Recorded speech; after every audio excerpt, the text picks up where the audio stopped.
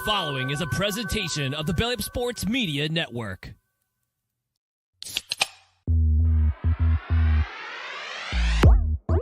And I'm ready to go crazy because the Celtics are going all the way. Hey, Nick, go handle our light work. Bowl games matter. I would like a cold cut sandwich. Atta boy, happen. You can call him Eamon Owens because he ain't got no D and he ain't got no J.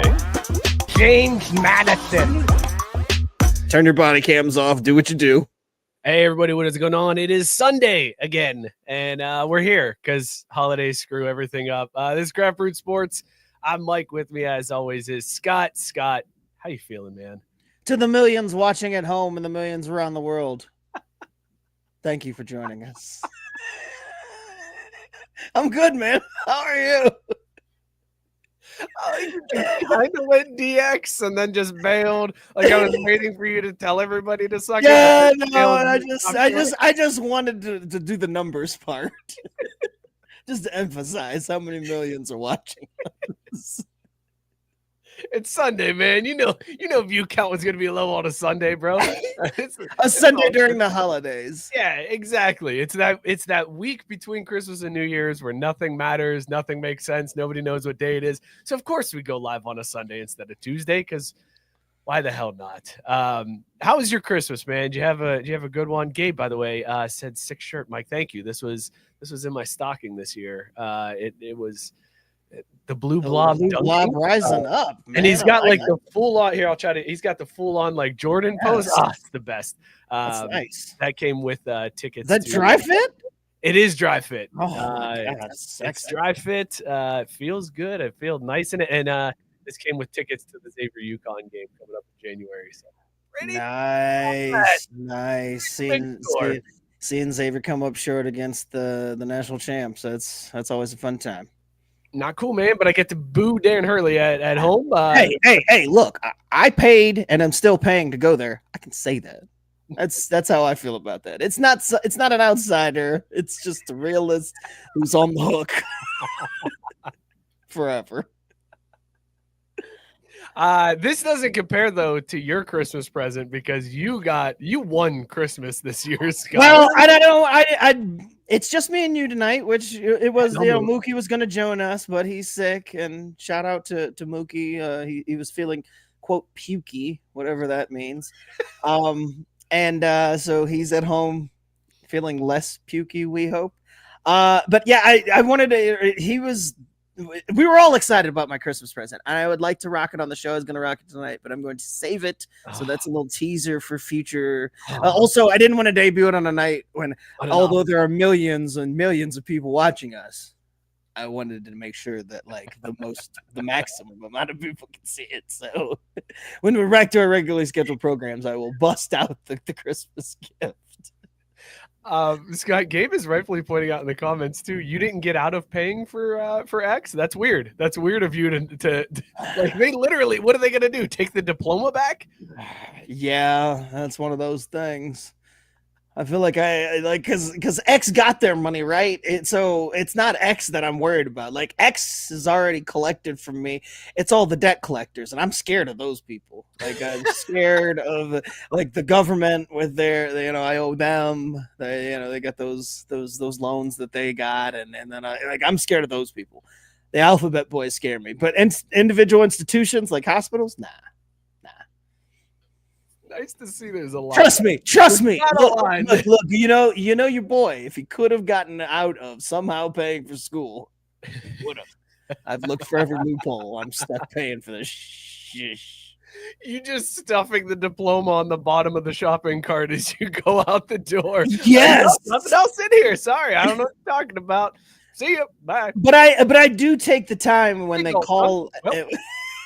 I do take the time when they call and ask me to make a donation to remind them that I'm making a donation monthly for the rest of my life. Those poor college kids are just calling to get. I'm like, look, I always apologize to them. I'm like, look, I know you're just doing your job, but also I was your age forever ago and sitting there, and I'm now way older than you, and I'm still paying for Xavier. Do yourself a favor, drop out of school, don't do this. don't finish. Don't be in debt like me. Although, hell, 1 year in, these kids, they're like at the level of debt that I was walking out after 4 years. So they're probably already screwed by the time I'm giving them the message. I love that you, where were you when I was in school and feeling terrible about dropping out and disappointing my father and ruining the family? Like, where were you to be like, nah, man, you got this right. Yeah, that's a good move. You did, dude. I mean, seriously, like, I wish that's, and again, I've said this time and time again. This is how I know that time travel isn't real, because future Scott, he'd come back. He would have made sure if there was ways to make sure that, like, it never be seen, he would have let your boy know, don't do it. So I know, unfortunately, that time travel is not real, because my future self would have looked out for it. You'd have been like, yo, don't end up like me. Get out. You are being so short-sighted here, man. This now tells me that time travel is absolutely real. Because if future Scott had come back and told past Scott, hey, don't do it. Don't sign that paper. Don't go there. Not worth it. It's not worth the payments. You're gonna be paying on it forever. Then past Mike and past Scott never would have met.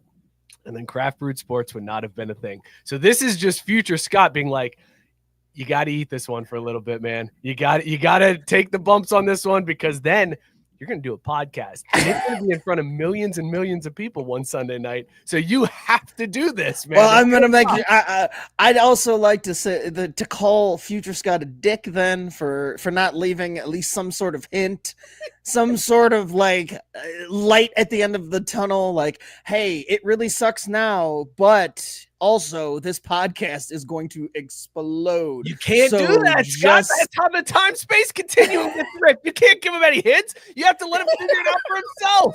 No, God, come on. No. I'm telling you. Back to the Future. No. Look, look. Future Scott, much like current Scott, figures ways around everything. I, in the future, would have figured a way around the effery, and I would have made sure that current me knew that it's going to be okay. Instead, I'm just left to worry and plot, wait for my demise. Good save. Yeah, and I'm not plotting my own, I promise. But and that boo! Segment of the week according to Gabe. Boo! Come on, time travel is not old man. That's futuristic. No, it's more like the whole college. We're back in my day. Listen, we got a great show tonight.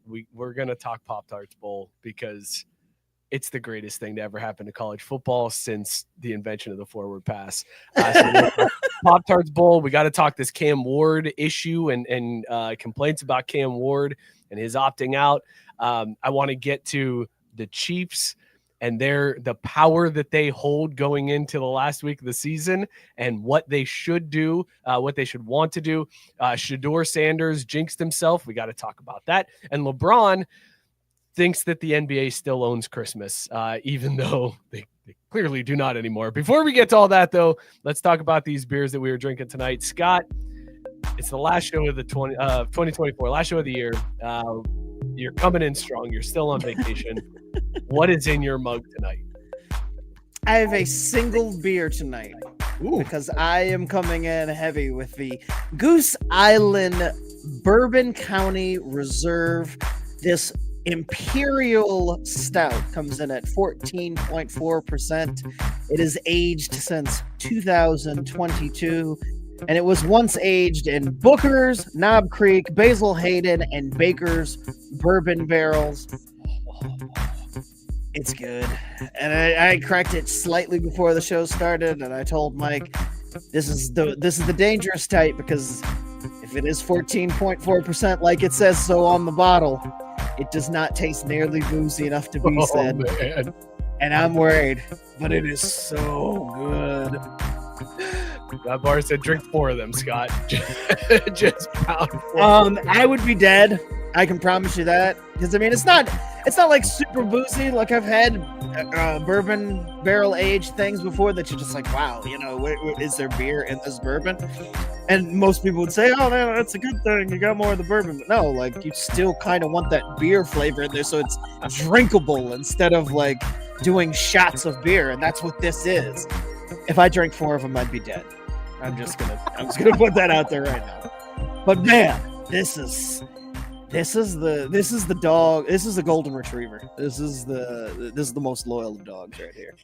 Right next to you, doesn't go barking at the mailman when they show up to the door. Just sits there and it's just a dog. Just a good boy. Just a good. Man, I'm so jealous of that. Dude. I don't know why Goose Island. Like, I know Goose Island kind of sold out and went Anheuser-Busch and people stopped, but those Goose Island, like the bourbon, the special releases, blend ones, yeah, they were so good, man. When you could find one, because that was the other thing, you could never find. Oh yeah, these are hard. I got this one for my birthday 2 years ago from my buddy who said, like, these are extremely hard to find. They only brew, like, one batch of them and then they're done. But they do it every year.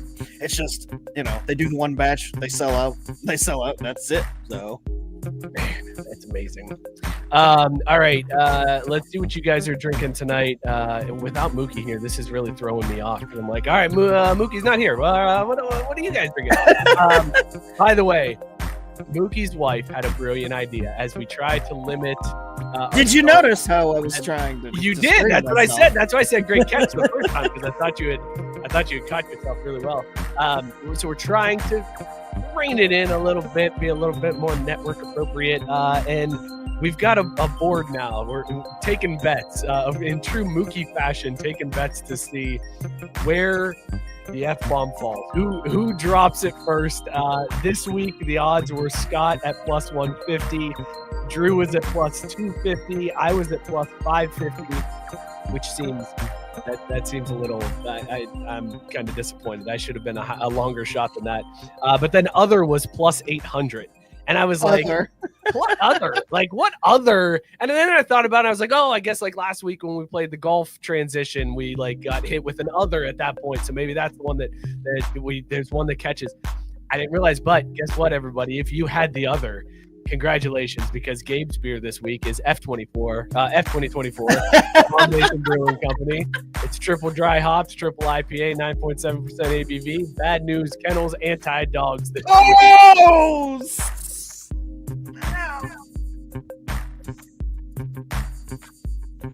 Got him. Jeez. That boy's just drinking water tonight. Tyson's not drinking tonight.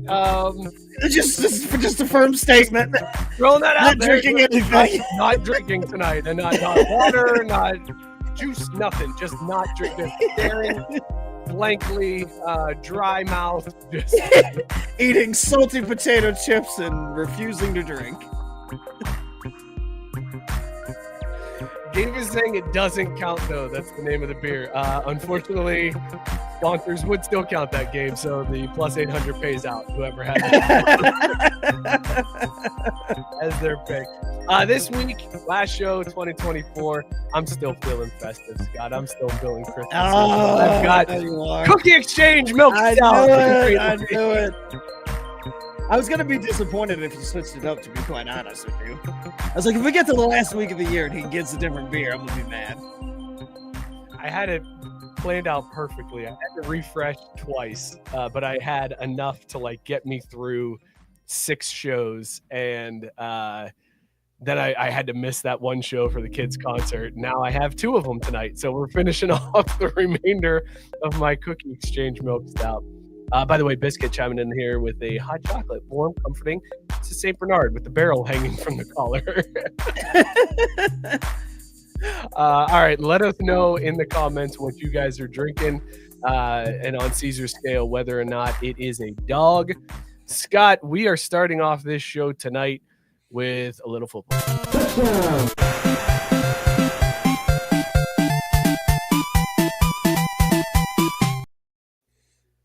The Pop Tarts Bowl is a masterclass in marketing. Full stop. Nothing else needs to be said about this bowl game.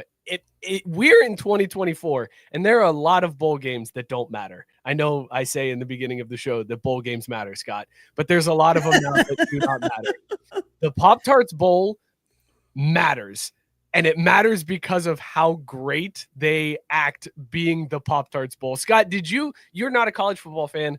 Did you take in any of the Pop Tarts Bowl just because it's the Pop Tarts Bowl? Yes, I saw a series during the game because I actually kind of forgot it was on. Because look, I told you I have limited and focused my time on these playoff games and my energy and using any free time for that. So I don't have as much free time to dedicate to the meaningless bowl games. But I mean, it's the Pop Tart Bowl, man. Like this in 1 year has become probably the greatest bowl of all time. They took it to a whole new level this year. So last year was fun. Hey, we've got an edible mascot, and it's a Pop-Tart that goes into a toaster, and then they come out and they eat the Pop-Tart, and that was gimmicky. This year, I thought they were done with the trophy actually being a toaster. Oh, no, they were not done. They actually petitioned the NCAA, got permission to put sprinkles on the sidelines of the field. So there's actual, like, painted sprinkles on the sidelines of the Pop-Tarts Bowl. They wrapped the goalposts in Pop-Tarts aluminum foil, like the wrapping around the goalpost, the padding to prevent players from running into the goalpost is Pop-Tarts aluminum foil, Pop-Tarts branded foil. Amazing job on this one. The sideline reporter was dressed as a Pop-Tart doing hits during the game, dressed as a Pop-Tart. The mascots came out and ripped off foil and they did like a little strip tease. It was bizarre. It was uncomfortable, but it was awesome. And I loved every bit of it. And then on top of that, they brought back the strawberry Pop-Tart that died last year. Oh, the Pop-Tart mascot that I missed this part. They were like, look, he's back. He's been resurrected. And the strawberry Pop-Tart, now in a new costume that is disheveled, missing an eye, missing all the frosting, a thing of nightmares, truly a thing of nightmares. He's perched at the top of the stadium. You can see a guy with a harness making sure this poor Pop-Tart mascot doesn't fall off the side of the stadium in Orlando. God, dude.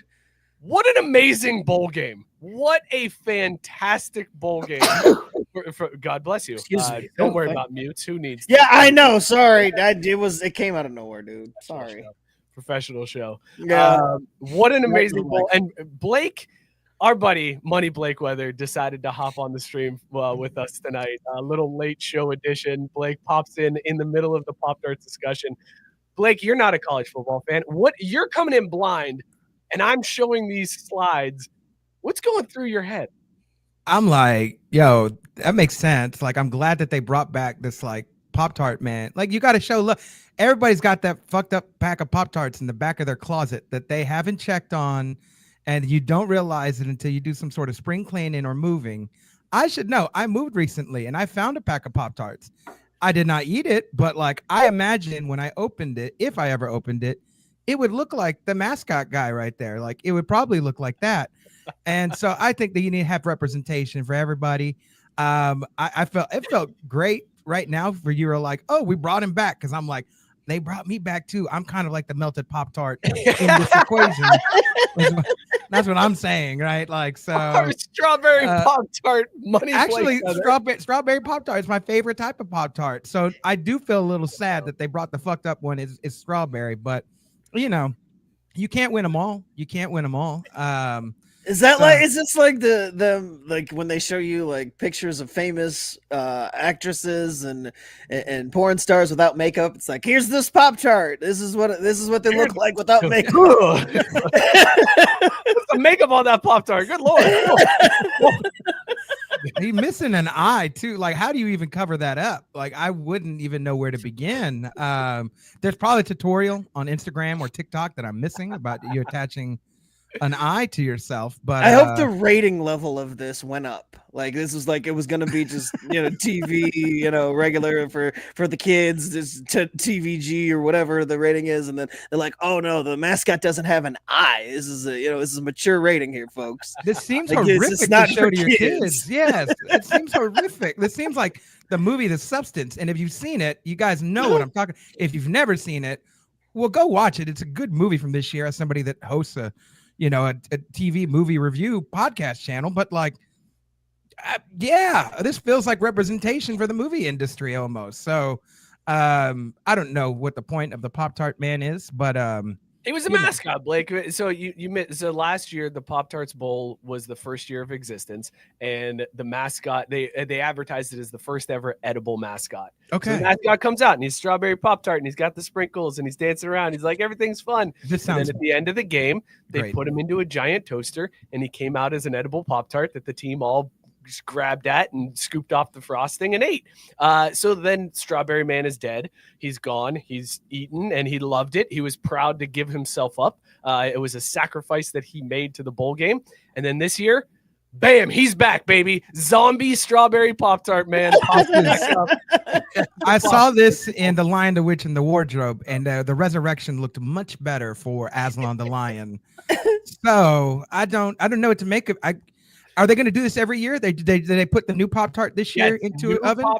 New Pop Tarts went into the machine this year. It was. No. I loved watching that process live. That was one of the things that I got to see happen live. I'm like, wait, how does this happen? And seeing that it go down, waving, and then just sliding out, I'm like, I like that process. I like that.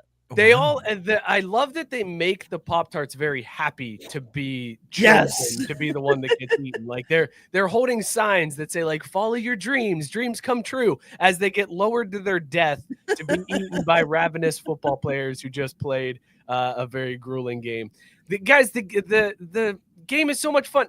Mascots are pretending to eat the Pop Tart mascots on the sidelines. Like the question becomes though, is this cannibalism?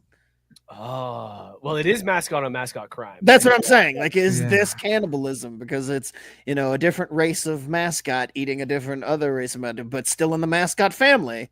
I feel like this is cannibalism. This just feels horrific. I don't know why I didn't know what this had to do with college football. Like this, everything. The Blake, Aztec sacrificing of mascots. This is some shit, bro.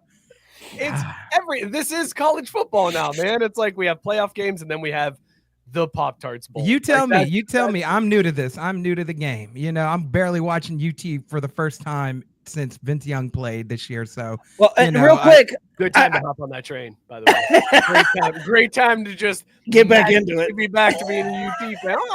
I think I'll just check in when they're a favorite to win the national championship. That worked out well. Because why not? Not being, I'm not going to sit here and say I'm the biggest UT fan of all time. But if they're doing good, I'm gonna check them. Peep game. I'm gonna check a gander. Hey, real quick, put that picture back up of Ibis eating, and then I saw at the same time Gabe hit us with the race card. So I'm wondering, could this also be a race thing? You have the white Ibis eating the brown Pop Tart. This is racism at its finest. Very well done, Gabe. I'll know when it's racist if this is put into a Jordan Peele movie. Then I'll be like, for sure. Yeah, for sure, some racist ass. Ain't it? Why didn't we see it before? This is crazy. So that's my opinion. It could be. Let's flip a coin and find out. I just always err on the safe side of this one. Race card. We're pulling one. We're pulling one there. Woof. Let's pull the ripcord on that conversation real quick because your boy's going to start getting red. Too late. Scott, this bowl game is like the premier bowl game outside of the playoffs now, right? Like if you're a college football player, the Pop Tarts Bowl has to be like, it's got to be like, all right, we want to win the national championship. But if we don't do that, we at least want to make the playoffs. But if we can't do that, Pop Tarts Bowl has to be at least the next highest ranked goal to get to, right? Like everybody should want to play in this bowl game if you can't play for the national championship. I would play in this bowl game whether or not I had records on the line, and quitting at halftime wasn't an option. That's how much I love this bowl game. Blake, I'm going to explain that one for you. Got through a little in there. So this game, the Pop Tarts Bowl, was played between Iowa State and Miami, two teams who were borderline playoff teams. Like they were very close to being playoff teams, and instead lost down the stretch. Didn't make the playoffs. The quarterback from Miami is a guy named Cam Ward. He was a few touchdown passes away from setting the NCAA record for number of touchdown passes in a season. Jesus. So he comes out for the Pop Tarts Bowl, throws 3 tutties, gets the record, and then at halftime, opts out. I'm done. I'm out. I got my record. Have fun during the rest of this game, and his team ended up losing by 1 point. What the fuck?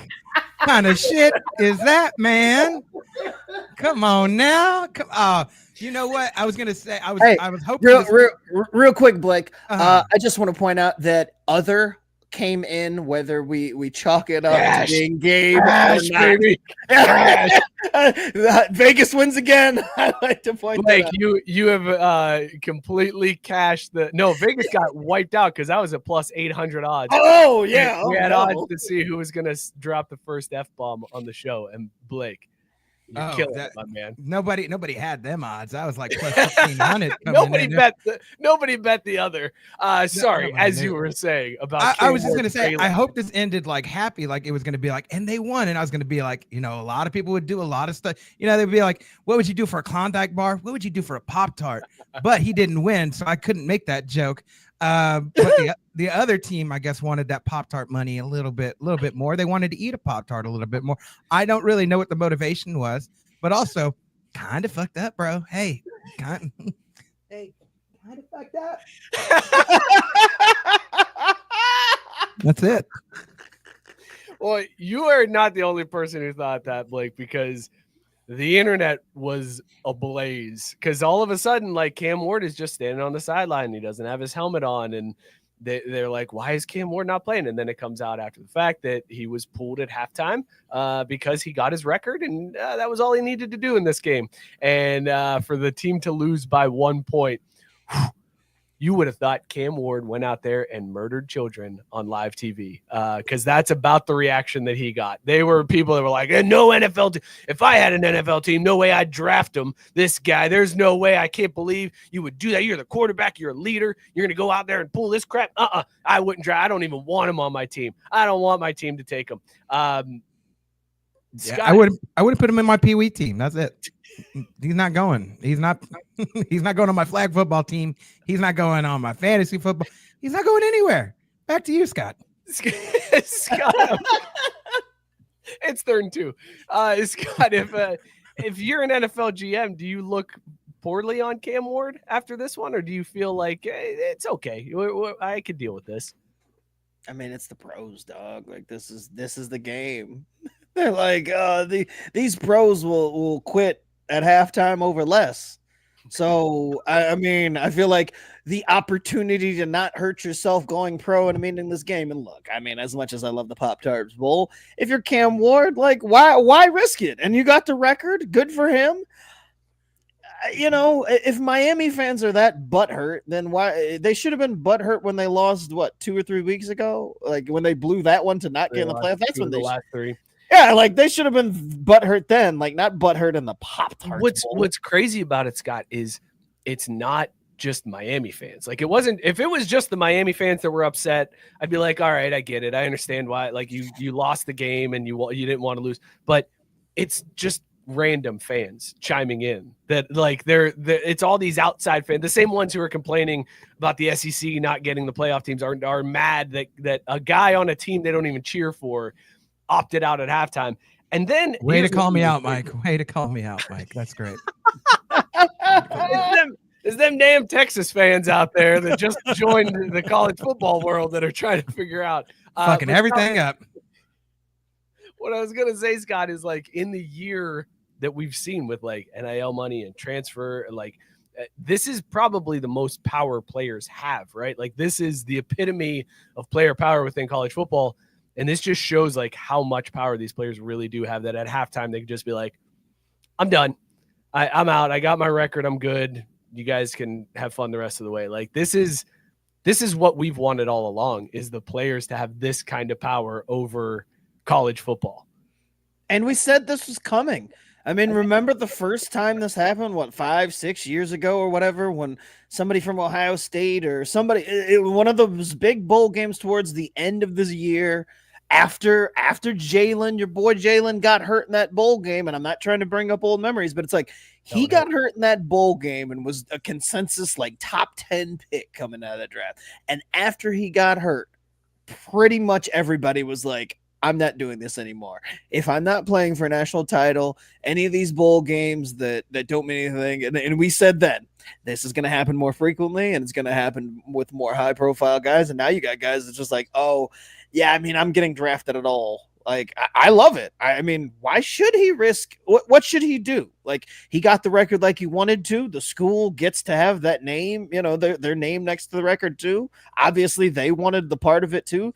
The team and the school don't seem to care too much. I don't know why random fans are, except for the color of his skin seems to be quite the problem in this scenario. Race card. Asian? That lazy black guy is Oh. quitting on his white teammates. I wouldn't draft him to my franchise that hasn't had a real quarterback in, I don't know, my entire lifetime. Because that's who's upset, right? Like, fans of teams who have quarterbacks aren't sitting there like complaining about it. Chiefs fans are like, wow, that would never fly here. It's like Browns fans and Giants fans who are like, oh, we wouldn't tolerate that around here, while watching the likes of, Daniel Jones and the forever crap in Cleveland. Like, those are the people complaining about this. Shut up. So again, I feel attacked because we have two white quarterbacks for you, Keith. So, all right. Well, I did my time like Cam Newton. See everybody. See. Oh goodness gracious. Yeah, there's a little bit of those undertones there, Scott, to the criticism. I think that's not really necessarily undertone. Some of the tweets I saw that was pretty much explicitly stated. That I didn't even need to see them. When I heard there was people complaining about it, I'm like, here we go. They're gonna the same people that don't want to go back to work on the second are like, he should be out there giving it his all in this last game that means nothing for his team. What? I gotta go back to work on the second? That's the worst manure. There were some other words in the tweets too, but I can't say that. It's really a lot of hard R's, I bet. A lot of hard R's in those tweets. I was just surprised he wasn't Asian. I thought he was Asian this whole time, and then he turned out he was a black guy. This is crazy. I know. I'm gonna make sure we didn't overlook that. The fact that you threw that out there when I said, "Oh, it must be the color of skin he gets because he's Asian, right?" Just casually threw that. The Asian quarterback. Prominent Asian quarterbacks, Cam Ward. Can you imagine the explosion of heads in SEC country if the NCAA all-time passing leader was an notable Asian quarterback, Cam Ward? The crazy thing is that they wouldn't find out until he took his helmet off, and then the heads would explode like that episode of Clayton Bigsby, the Dave Chappelle, where the heads just explode from white supremacists. I think it might be something like, I've never seen it happen, but it's about to be 2025. These crazy times we live in. You know what I mean? Scott Tyson said, what other products do you think will play into this kind of marketing after they see the popularity of the Pop Tarts Bowl? I think there's a few that already are. Everything. The problem is you have a lot of bowl games that are just like garbage, like the tax layer bowl. You can't really have like IRS accountants on the sideline like doing people's taxes during the bowl game. Like you can't have there's some bowl games that don't lend themselves to this kind of goofiness, but the Duke's Mayo Bowl does, and they lean into it pretty hard. There's all kinds of mayo placement throughout, not quite to the Pop-Tarts level, but they do dump mayo on the coach's head. That's fucking gross. That's fucking gross.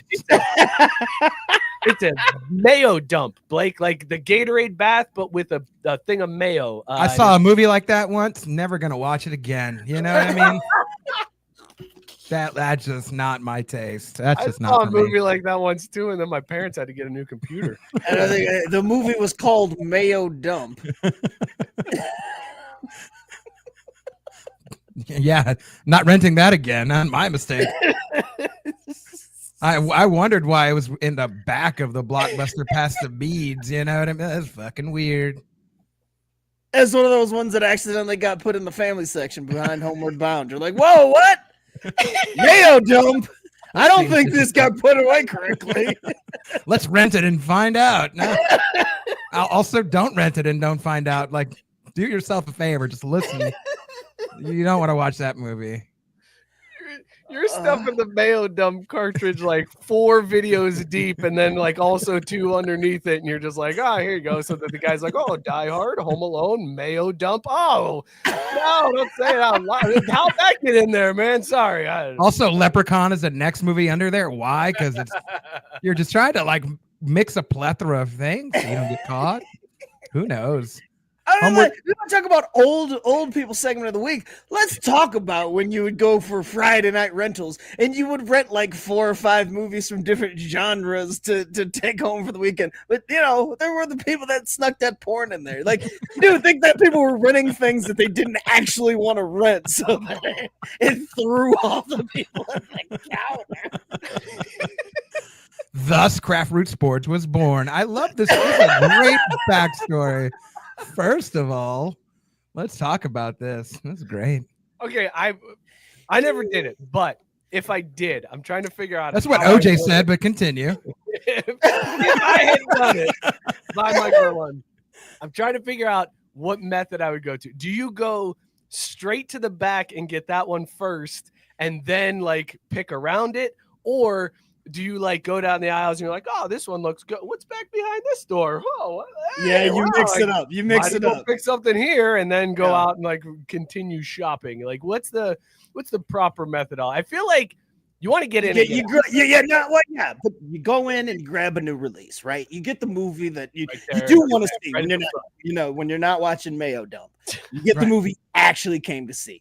Then you kind of pretend like you've never been around, fall into the XXX room, grab you Mayo Dump. You're tripping into the room like, oh no, how did I end up here? Wow. Got into a new dimension. What's happening? Oh my God.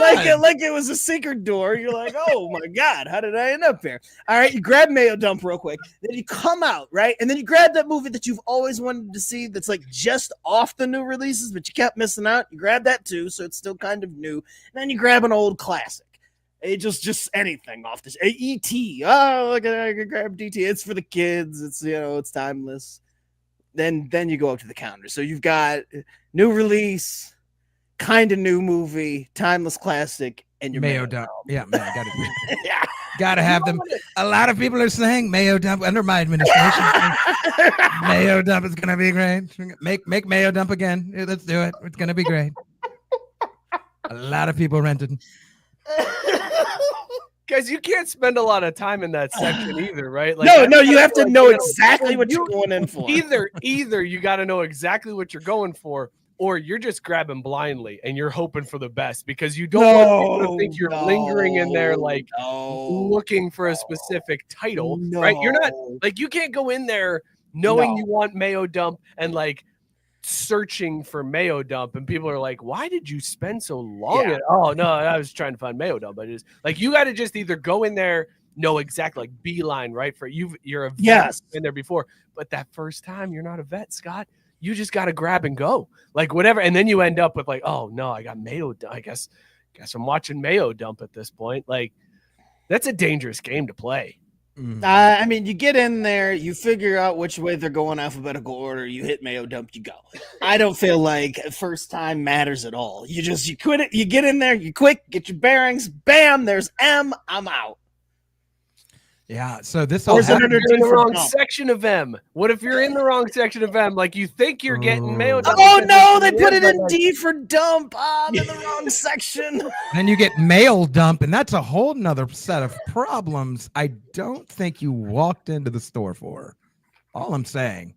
But shout outs to Cam Ward, right? He probably rented Mayo Dump once or twice. Good for him. Shout it out to Cam Ward. Hey, look, and Matt Barr. I mean, there's your list. Backdoor Sluts 9, Pulp Fiction, It's a Wonderful Life. Boom. No, and maybe throw in something for the kids, like Care Bears 4 or some shit. Yeah, UFC 1, Care Bears, Blues Clues, something for the kids. You get some, historical references in there. Yeah, I mean, it's good stuff. Scott's doing the thing from Grandpa on the Rugrats when he's like he got the Reptar video for the kids, and then he's like, Space Slots 9, that one's for after you go to sleep. I don't know why it was Lou Holtz, but it was. Lou Holtz with the voice of Grandpa. You know Lou Holtz is watching Space Slots 9 after everybody goes to sleep. You know that for a fact. No doubt in my mind. Biscuit's Blockbuster was a narc. He said the one by my house had a doorbell sensor that would ring when people would go through the beaded. Dang, man, the beaded curtain wasn't enough. That thing made all the noise. You knew when somebody walked through that curtain. So what's a bigger snitch? What's a bigger snitch? Who's a bigger snitch? The damn bell or McDonald's on this old shooter guy? Who is the bigger snitch? Let's really ask about this. Let's really answer the tough questions on Craft Brewed Sports. It's the doorbell. That's the bigger for snitch. sure. The bigger snitch. That's the bigger snitch because that's rough. All right, so Mayo dump. That was a good tangent, fellas. Well, that was amazing right there. Mayo, the Duke's Mayo Bowl. They do the Mayo dump. They're amping their way up, and then this year the Arizona Bowl has an interesting way that they're doing things too. They're getting a new celebrity sponsor every year. So like for a while it was Rob Gronkowski and it was Gronk's Arizona Bowl.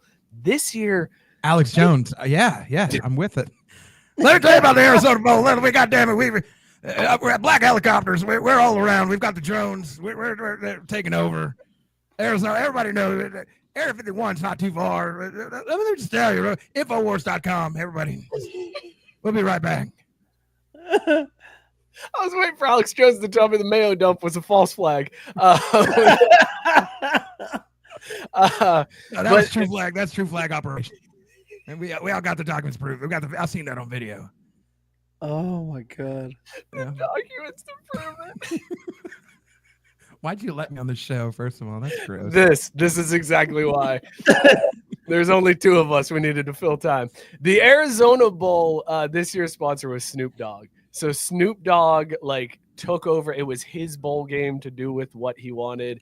He was he called the game with Tom Brenneman for a little bit, which classic right there to hear Snoop Dogg and old Thom hamming it up on the call. Can I say something about this? I enjoyed Snoop Dogg. I think maybe we talked about this last time. If I didn't, another group of white friends. But it was Snoop Dogg used to be the commentator for Dana White's Contender Series, the first season. So they had if you had UFC Fight Pass, you could have an alternate commentary that wasn't like Kenny Florian and whoever the hell else, Todd Grisham or whoever the fuck he is. You could have this alternate commentary team. It was Uriah Faber and Snoop Dogg, and they literally had them segmented off, and they were drinking gin and juice because Snoop wanted to drink gin and juice, and he was smoking weed and be like, "Yo, Uriah, you want to smoke that weed?" And Uriah's like, "Yeah, I mean, I don't know, man. I don't know. I'm supposed to be, he's supposed to be the clean one." And they're out there getting high, watching fights, and I'm like, this commentary team, because Snoop Dogg don't know shit about fighting. Oh shit, cuz watch that back hook kick, son. And it's not even that. That's not even what it's called. And it was the greatest commentary team. They did it for the first season, never returned to it. Hey, probably why nobody has UFC Fight Pass no more. They got rid of that trash. Bring the Snoop Dogg cast, Snoopcast. They called it Snoopcast. Bring the Snoopcast back. That's all I'm saying. Snoop he's too big for that now. He's done the Olympics.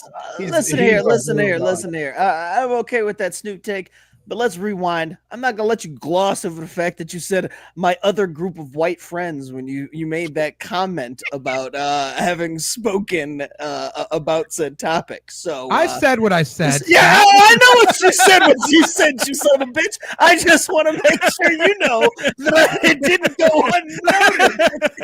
Threw that out there. I gotta be honest. I almost just put the camera on you, Scott, after he said that. I almost just left it on you. I started shaking my head. I'm like, this son of a bitch just slid that in there and just kept going. Okay, to be fair, there are 1.5 white dudes on this show right now. All fair right, fair enough. This is great. All right, so with that being said, with the Snoop Dogg Bowl, Duke's Mayo Bowl, Pop Tarts Bowl, Scott, we've got to sip, chug, drain, pour. If you're a college athlete, all right, put yourself in that position. You're a college football player. You're not opting out at halftime. These bowl games matter to you. Sip, chug, drain, pour. The bowl game that you're going to. the Pop Tarts Bowl, the Duke's Mayo Bowl, or the Snoop Dogg Arizona Bowl presented by Gin and Juice? I'm drain pouring the Mayo Bowl because I mean the head coach gets poured with mayo. No, Gross. Yeah, I'm sipping. Pick up as your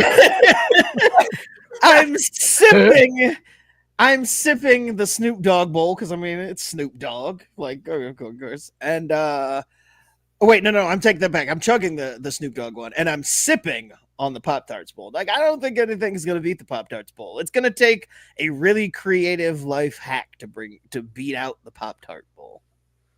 Blake, I'll go to you. Sip, chug, drain, pour. Same thing as Mary F. Kill. The Pop Tarts Bowl with the edible mascots, the Duke's Mayo Bowl where Mayo dump happens to the coach, or the Snoop Dogg Arizona Bowl where Snoop Dogg is prominently featured throughout. Yeah, no, I'm taking this. This is going to be boring. You're just going to have to pass it over to Drew, even though he's not here. Very boring answer. I'm taking the same as Scott because, like, that sounds like a legit answer. No, nobody want that mayo shit. I don't even buy mayo. You can't tell me a Mexican that buys, ooh, brother, ooh, like, what's that, brother? Aioli all day. If it was the aioli bowl, let's have a conversation. You know? The aioli bowl. But I don't want none of this mayo shit. I didn't like the Mayo dump movie. I'm not gonna like this. So yeah, I'm taking Scott's answer. Sorry to co-sign him, but you know, I gotta represent. Real quick, has anybody actually had Duke's Mayo? Because I've never had Duke's Mayo, so I have not zero only clue what it tastes like. Scott, not only have I not had it, I've never seen it. I don't think I've it seen exists in our part of the country. I've never No, seen I've Mayo seen anywhere. Duke's Mayo, but it's one of those things where I'm just like, Let me don't know what Google that this. tastes like. Like I have no idea what that tastes like. Who's buying Duke's Mayo? It's just- it It's an looks exactly. overpriced version of mayo next to Hellman's. It looks exactly like it tastes. Like ooh, brother. If ooh, brother, ooh was in a jar, that's what it would be. Is Duke's Mayo. Somebody's gonna sue me, but it's fine. You're asking the right questions here, Scott, because I didn't even think Duke's Mayo had the budget to have a college football bowl game. Right. Like, you are clearly you need the advertising here. Like you need that marketing budget, but it's not helping. Like this is actually a bad case because Yes. like I said, I've never even seen Duke's, but even if I saw Duke's in the store, I'd be like, yeah, I'm gonna stick with the Hellman's. That I just know what that is. I'm not testing out mayonnaise at this point. I'm not 40 only years that, old. I'm Not only testing that, mayonnaise. you're like what part of it getting poured on some old white fat guy That is part. like, you know what, that part. I really want that on a sandwich. Like That part. that's the part I would put on a sandwich, is the part where it gets poured on an old white fat guy. This sounds like something they'd pay for money in Dubai, right? Like you pay for money for an Instagram girl to come over and just pour mayo on you because you got nothing better to do today. It's a Tuesday. Guess what? We getting crazy in Dubai. You know what I mean? Like when you've seen mayo dump 175 times. Oh, yeah, like the kid, like the 17-year-old at the cash register. Mayo dump, huh? Yeah, I've seen it a time or two. I heard it's pretty good. Okay, sir, that's going to be $20.25 for your 3 nights worth of rentals. Make sure you rewind Mayo dump when you return it. We have a lot of problems with Mayo dump not getting rewound. Make sure you rewind when you return. Tyson said a guy I used to work with told me to make a sandwich with Duke's Mayo and cut up bananas. What? I told him I'd rather die. Banana. Now I've How is heard that, bananas how with is that peanut a butter. selling point, though? Like, this mayo's so good, just add bananas. That sounds fucking gross. Listen, can you just stop? It sounds Can you just stop nasty. it? Ew. God, I'm gonna leave soon. Just the mayo. I'm about it.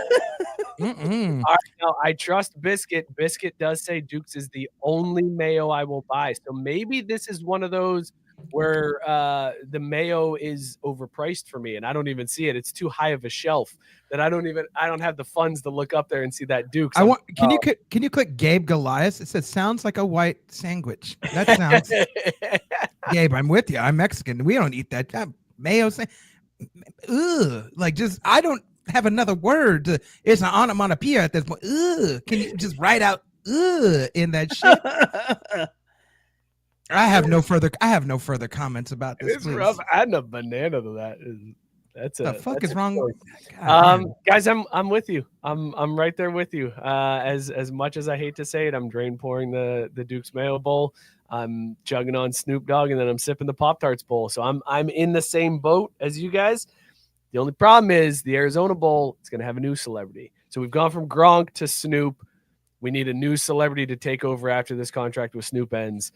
And I don't know where you go better than Snoop to sponsor that bowl. Like, that's a good choice. So there may be some drop off in the Arizona Bowl for me. That's all I'm saying. You go Rob Lowe. Rob Lowe's a good one. You're like, shout out to Rob Lowe. Let's figure out what he wants to do for football. Rob you know? Lowe? What's he doing now? He can What's bring he can bring his NFL hat to the party. There you go. There, he likes the sports Generic bowls. NFL hat. Yeah, I like the sports bowls. That's what it says on his second hat. You know, this is a good guy. He seems like I would have given him a hug. You know, I want to give him a hug. As it says, we should have Kim Kardashian host the Arizona Bowl next, which sounds awful. No likely person on earth wants to see that. Gabe said we should just have us. We should just take over sponsorship deals. Dude, I'd be in for that would be awesome. It would be great for them to be like, I don't want to follow Snoop. The Arizona Bowl presented by a podcast you've never heard of, Craft Fruit Sports. People are like, what? But I feel like if we followed Kim Kardashian, we'd be all right. So like, let them do Kim next, and then Kraft, and then yeah, I don't want to follow Snoop. We'll bull bomb that. You don't want to be the guy that follows the guy. I get it. Right. Because of the Pop Tart Bowl, guys, FanDuel put out a graphic asking for a bracket. They had a bracket of Pop Tart flavors, and they wanted to know who wins the bracket of Pop Tarts. And guys, I'm furious looking at this bracket. I'm so angry. I feel like we've done the show before of what Pop Tart flavor is the best Pop Tart flavor, but this bracket has such criminal ratings that I couldn't even. Brown Sugar Cinnamon is a 4 seed. You got to be out of your GD mind. There is no way Brown Sugar Cinnamon deserves a 4 seed in this bracket. Why is Wildberry number 2? That's that flavor that's a novelty. You buy it once and then you're like, what the fuck did I just eat? I've got all sorts of problems. The grape as a 16 seed, like there's no way. But strawberry milkshake just came on the scene within the last like 4 years. Also, why is it seed. above unfrosted strawberry? That's gross. Like, bro, we all know frosted grape way better than.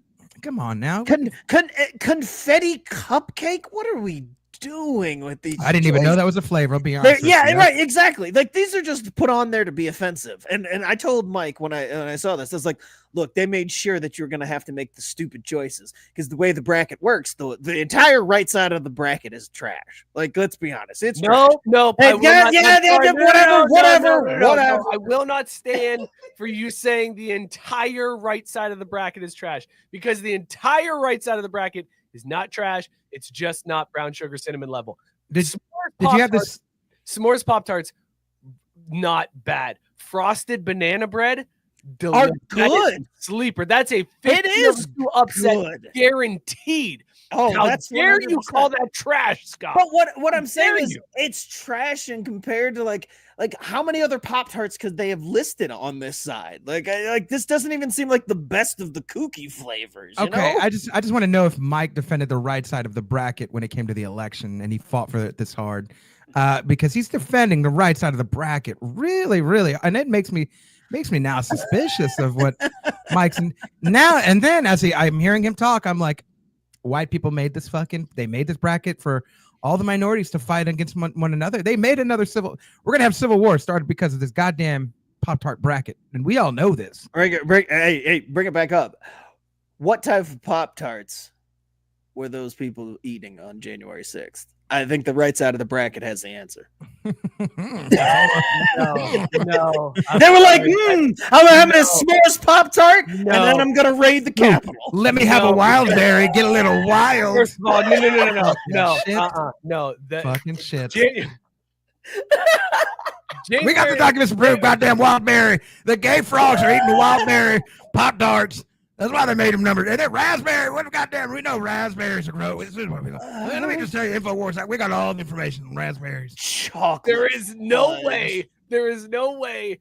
Those people were like, you know what I want? A wild berry Pop Tart and then to storm the Capitol. I cannot believe that. And How would you know? Read How would you my know, mind, Mike? Gabe. Number 12. Yeah, that's 100% sure. Unfrosted strawberry is the Pop Tart of the January Sixers, without a doubt. They were handing that out as you walked in. They were like, check your ammo. Here's your unfrosted strawberry. Have a good morning. Unfrosted. A lot of people say that unfrosted Pop Tarts are coming in my administration. I've always told them I love the frosted Pop Tarts. I walked in the room, I saw the Pop Tarts. I said, "Wow, that's a lot of Pop Tarts. A lot of Pop Tarts, a lot of frosting." We a lot of people have watched Mayo dump. They're dumping the frosting on these Pop Tarts. It's going great under my administration. It's gonna be great. Okay, I'm done. Leave me alone.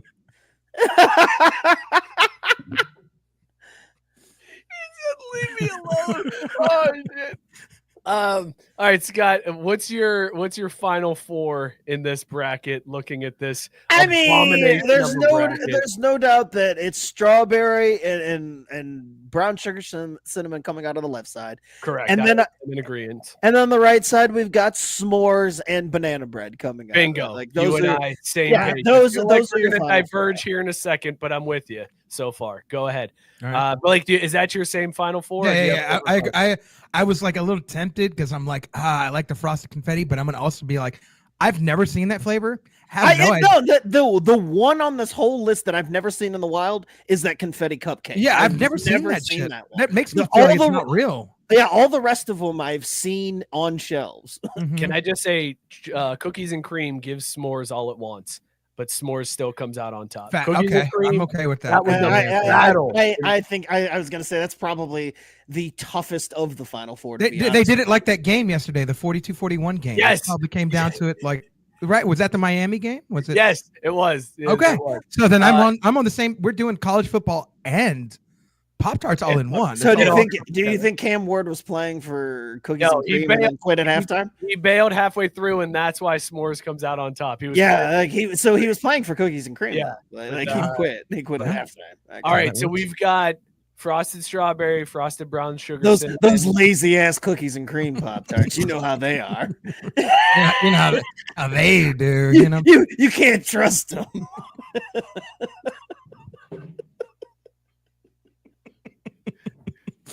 Cookies and cream isn't a gym rat Pop Tart. It's not. It is not. Because look at the ones that aren't. Look at like the ones that you won't find in a small town have the brown shells, right? So you've got just the cookies and cream one and the one right next to the chocolate fudge. All the other ones have, oh wait, no. We got hot fudge sundae. Hot fudge sundae has the brown shell too. So, there's only three that you definitely wouldn't see on January 6th. Yeah. Try eating that Pop Tart in a small town. Is that a s'mores Pop Tart? You son of a bitch! Get the fuck out of here! We don't take too kindly to these s'mores Pop Tart people around these parts. God, here. All right, I love the racism. It's hilarious. Frosted brown sugar cinnamon and frosted strawberry. Who do we got coming out to move on to the championship? Because I'm taking brown sugar cinnamon all day, every day, twice on Sunday. Yeah, I mean, this is gonna be dumb because it's like, brown sugar cinnamon versus banana bread. Like that's the finals, but I don't like it. Like that's your finals if I'm doing it based on those final four, but I'm not happy about it. Yeah, and I love the banana bread one. I think the banana bread ones are really good. Bread is so good. But I mean, cinnamon, the brown sugar cinnamon, should not be on the same side as strawberry frosted. That's all I'm saying. The frosted strawberry brown cinnamon matchup is the Oregon-Ohio State matchup of this year's playoffs, right? No doubt. Why is this happening now? This should be exactly the championship. Why is this happening now? Come on. I'm still taking frosted strawberry. I don't know what y'all are talking about, but how dare you, sir? How dare you got frosted strawberry upsetting brown sugar cinnamon? You just said upset. Are we not talking about a mythological placement of Pop Tarts. Like I'm trying to take the underdog in here. Did anybody see Rocky? All right, let's just calm down for a second. You just picked Frosted Strawberry, the overall 1 seed, and you're talking about taking the underdog? Because I was just gonna say, at It's the very worst, Compared to y'all, worst, it's underdog. this should have been the finals matchup because Strawberry was number 1 and Brown Sugar Cinnamon was number 2 on the that should have been the finals matchup. Just It absolutely should have been, but it's not. We get it in the semis. So Blake, you're taking Frosted Strawberry like a psychopath. Who's that going up against between S'mores and Banana Bread in the championship? S'mores is taking Banana Bread. Let's not fuck around, bro. It's coming down to S'mores and strawberries, and that's a flip of the coin right there. S'mores and strawberries. S'mores and strawberries, flip of the coin. So Blake, not traumatized at all by this image of the strawberry pop. Oh no, I didn't say that. You did. I didn't come back to life. That's like, yeah, you should eat me for breakfast, kids. Like this eliminates strawberry right off the bat for me. They lose in round 1 because this nightmare fuel mascot has ruined strawberry Pop Tarts forever. Well, you watched it. I didn't. So guess who's not traumatized? You son of a bitch. You know, like I'm perfectly traumatized by things that aren't football related. So put that in your face and smoke that shit like crack. Smoke that shit like crack, you white man.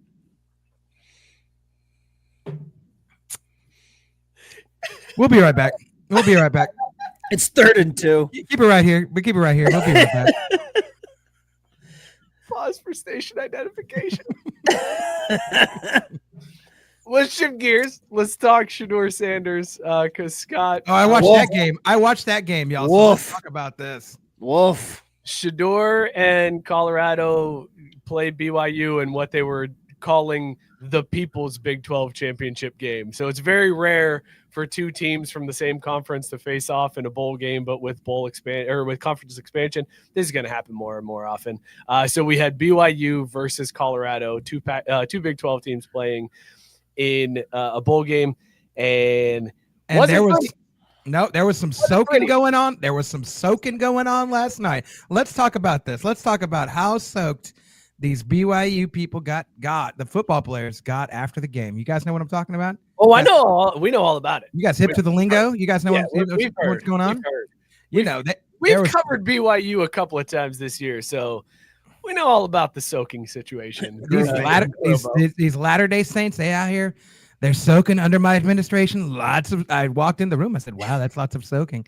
They are, bro, soaking levels. So soaking is so 2024. Like it's all about getting groomed. That's what you do. All right. Soaking is old news. You get groomed, bro. Well, let's talk about this. No,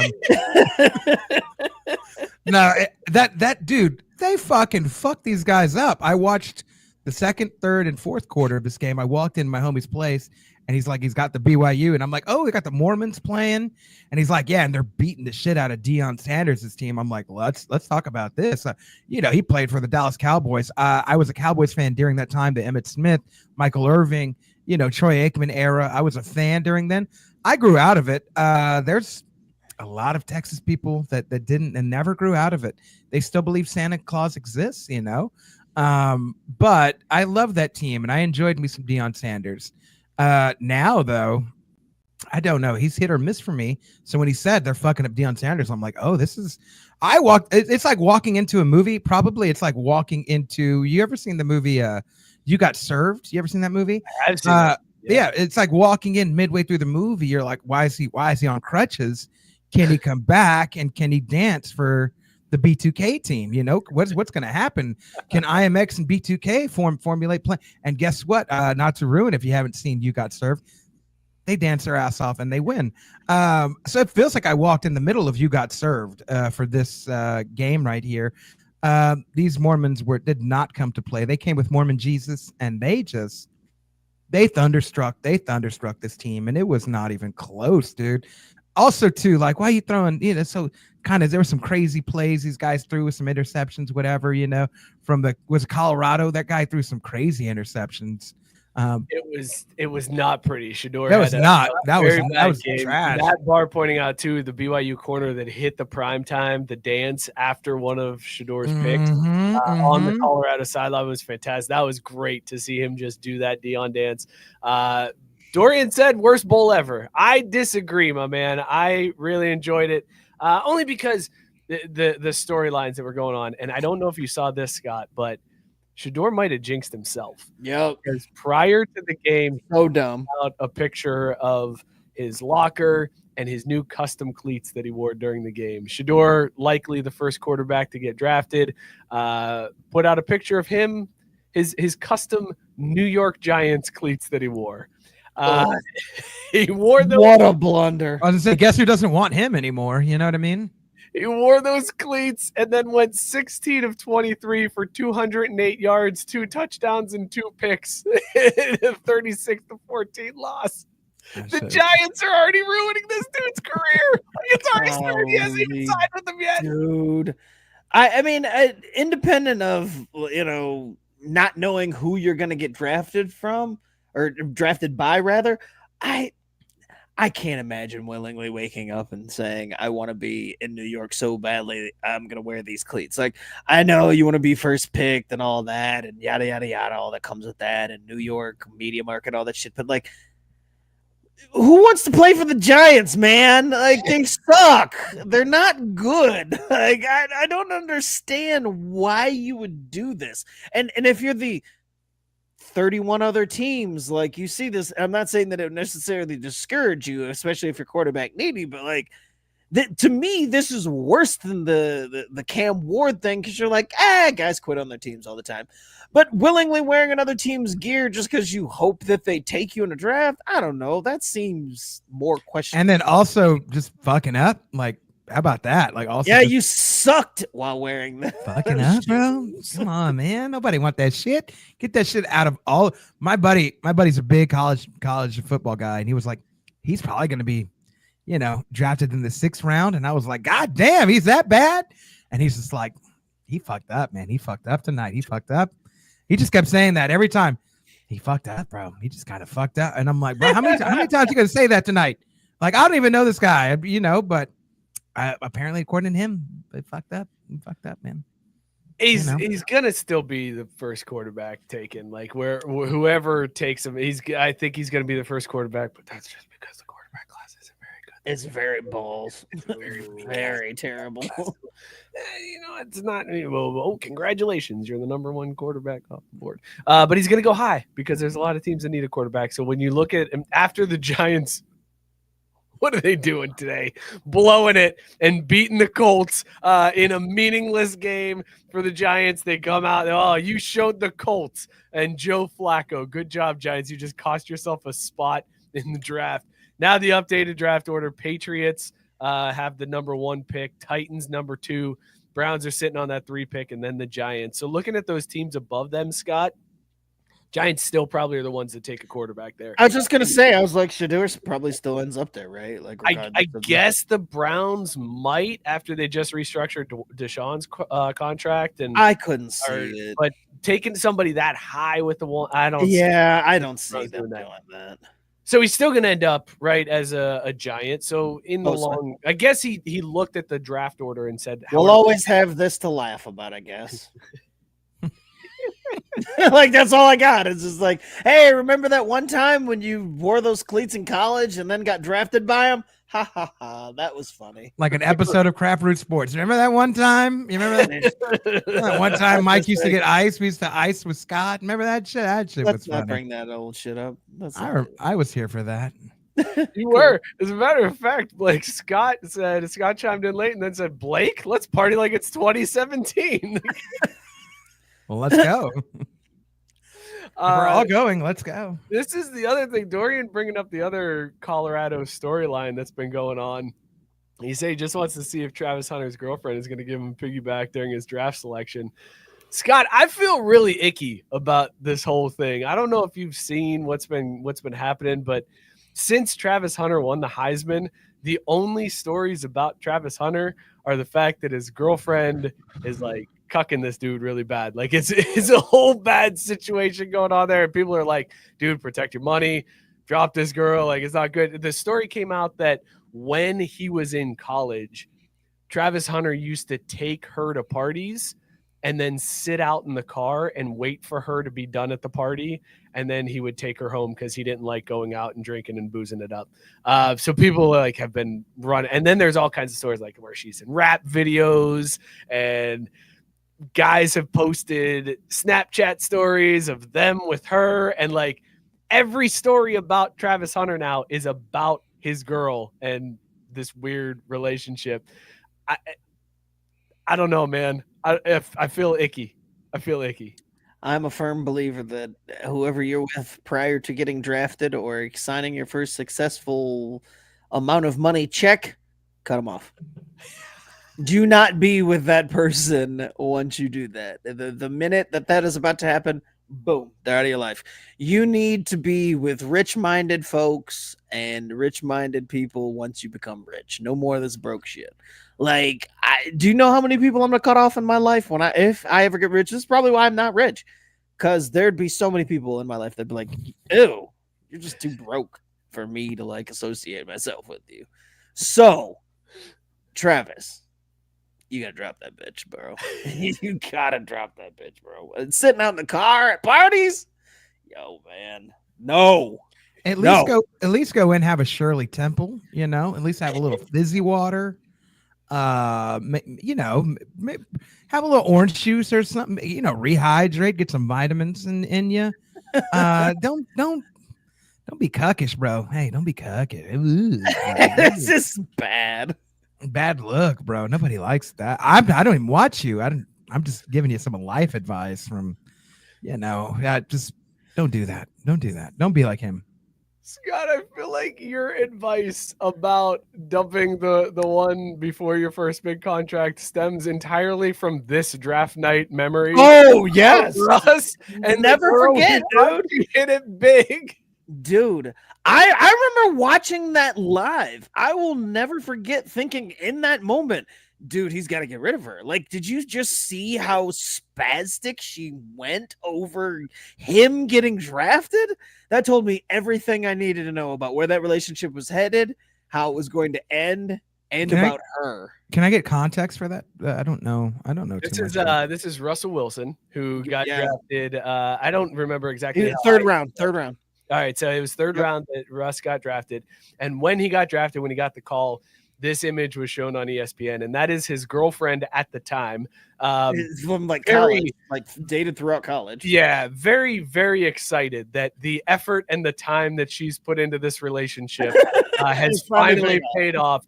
If this was a cartoon, her eyes would have just been money signs popping out of her head as Russell Wilson takes the phone call to find out that his lifelong dream of being drafted in the NFL has now finally happened. And her 4-year dream of being her boyfriend. And look at what Matt Barr pointing out. It's the only smart thing that Russell Wilson ever did. Russell Wilson figured out what you eventually figure out once you get money. You dump the broke bitch and you do rich people shit. He married and got with Sierra. You don't do that when you're broke. You can't do that when you're broke, right? Like, you just settle for this crazy chick. Like, you settle for mouth gaping psychopath who's happy that now her life has meaning. No. Oh my God. You get out. Picture makes now. Yeah. Like, you get out absolutely now if you're Travis Hunter. Like, imagine the chicks that you could be dating or married to within like a year or two. It ain't gonna be her. Like, just ditch her now. It's easier. And he did. He did? Oh, I thought we were talking about Russell Wilson. I was like, yeah. Oh, no. Russell Wilson did. Yeah. But I'm saying Travis. No, Travis. Trav, homie, you got to do this now. And Tyson with the take that I think people are going to take.